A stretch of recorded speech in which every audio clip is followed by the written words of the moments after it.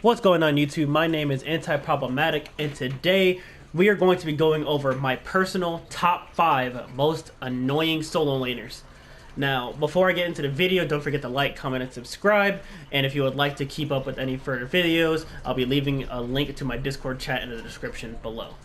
So at number 5, we're going to be talking about Chunga. Now, Chunga is really strong in the solo lane. I wouldn't say she's top tier, but she can be a handful to deal with. And the reason being is because she has innate healing in her kit.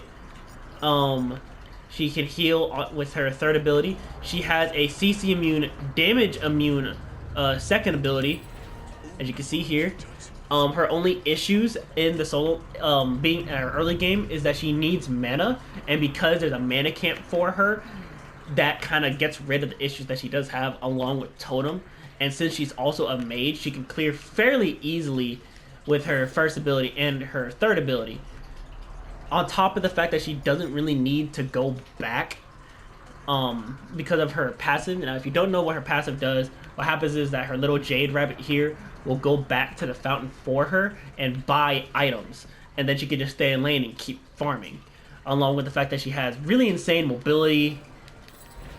It's really hard to pin her down. You have to bait a lot of her moves. And even then, her first ability is on a fairly short cooldown at 6 seconds with no cooldown items. And she has a long-range stun. Reason being that she's at number 5, however, is because when late game hits, she kind of starts to fall off. That stun is very useful, but she can't, she just doesn't translate that well. And by the time you reach that end game point, you'll be able to counter her fairly easily. And it's really easy to bait her second ability, especially when it comes to team fights. Now, at number 4, we have Mulan. Mulan has seen a lot of mixed reviews.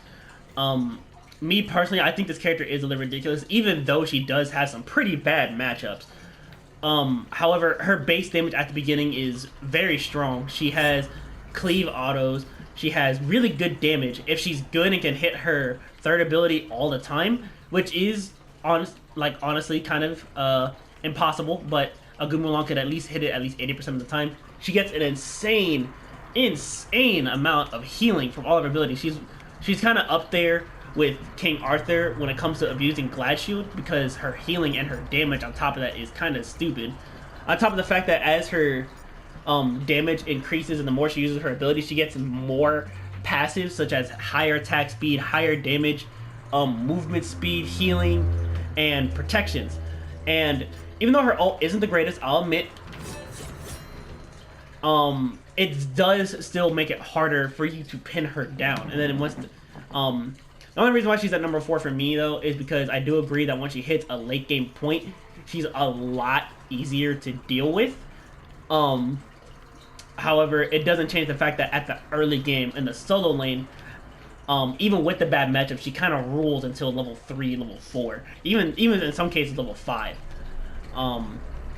Also, the fact that anybody that can, and she's kind of brain dead, to be honest. She's not hard. She doesn't really need to think. The only thing that's hard about her kit is hitting her third ability.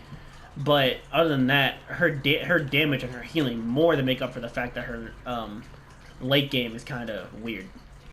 Now, number 3, we're going to be talking about Cullen. Now, Cullen is probably top 10 solo laners.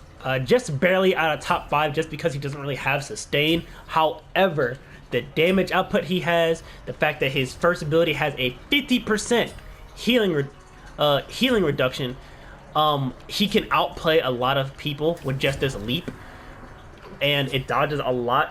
And top of the fact that he doesn't need to hit you to get top damage because of Vent Anger and a Mystical Mail combo, with the fact that he can transform and get even more damage. Let me show you. Give me a second. Okay, so if he ults, he can get an insane amount of rage built up, and once he hits 85, just one second. Once he hits 85, this meter will start to fill, and he'll transform. And then his second ability is no longer an ability, it's a passive. It'll always do damage, and he'll get that increased movement speed. Then he gets a root, and a push, and his basics do even more damage. On top of the fact that his ultimate is AoE and it does have a tremble, this character is very, very frustrating, especially early, because early, he's guaranteed to transform and clear the next wave almost every single time. And very few people can actually go toe-to-toe with him and outright beat him, such as King Arthur, arguably Jormungandr, and Osiris. But outside of those people, and maybe this is me personally, maybe Achilles, but outside of those people, this character runs the lane very early. It's really easy for this character to pub stop, especially since he doesn't require a lot of skill. The only thing that comes to skill with this character is managing your rage, and once you play him for a while, you start getting a feel for when you need to transform, how to transform, what skills to be using on the wave, when to be going in to use your ult, and all that actually is very, very simple. What you usually want to do is build up your rage to 85 and then pop your second ability so you can start clearing the wave. And you'll be able to get damage out while clearing the wave while hitting the enemy god, and if they get annoyed and try to fight you back, then you'll be right at the cusp of transforming. And then you just transform and wreck house. Alright, at number 2, we're gonna have Jormungandr.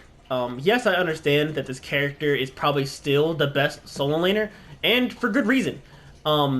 He has these pools here that can always place down. I believe they have a slow on them. Yes, they have a slow on them. They also have tick damage. His second ability hits insanely hard depending on how many pools are near him. And his basics hit all the minions at once. So it's very easy for him to get DPS and minion clearing out, along with the fact that his ult is very frustrating to deal with because it's super safe. It's on a fairly low timer with cooldowns, and it's completely invincible. And it lays pulls down for him, so the second he comes up, he can just pop his 2 and get that extra bit of damage out. Also, this character translates really well into late game. Like his damage will start to fall off, and he's not as tanky. But if you build him properly, he'll still nuke a good amount of the cast, even some tanks. And because of this item here, let me just go ahead and try to find it. Because of this item right here, Jade Emperor's Crown, if he's going against a physical solo, this item will make it almost impossible for the other solo to fight him, especially since he can just keep up pumping out damage with his safety. However, there is one character that I believe is more annoying than Jormungandr. Alright, number 1, we're going to be talking about Hades. Now, Hades is my number 1 for several reasons. For one, his healing. I already have a video out about why I hate healing in the first place. Go ahead and check that video out. I'll be leaving a link in the description below. But if you didn't know, Hades also has this passive known as Blight. What Blight does is whenever he hits you, he will actually reduce your physical and magical power. And all of his abilities get something added on top of it. For example, his first ability, his teleport, will get a slow. It is not a small slow either. At max rank, it's a 40% slow. Then his silence will also apply fear, which will force you to run back at him for 2 seconds at max rank.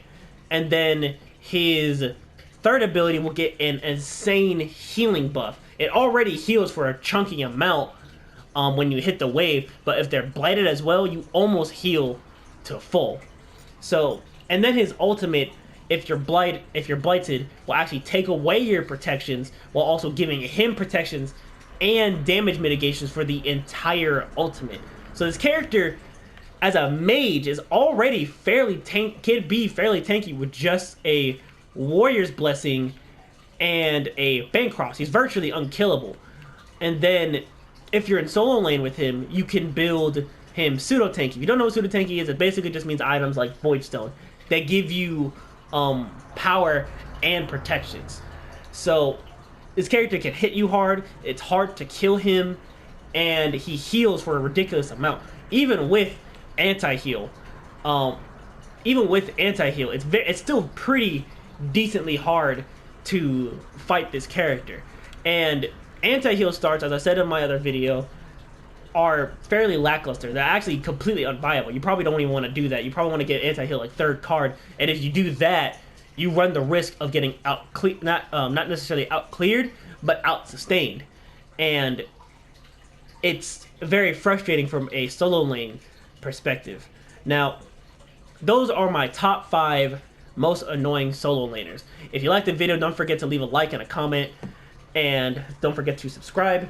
And if you want to keep up with any future videos, I'll be leaving a link to the Discord chat in the description below. Without further ado, have a nice day and stay safe.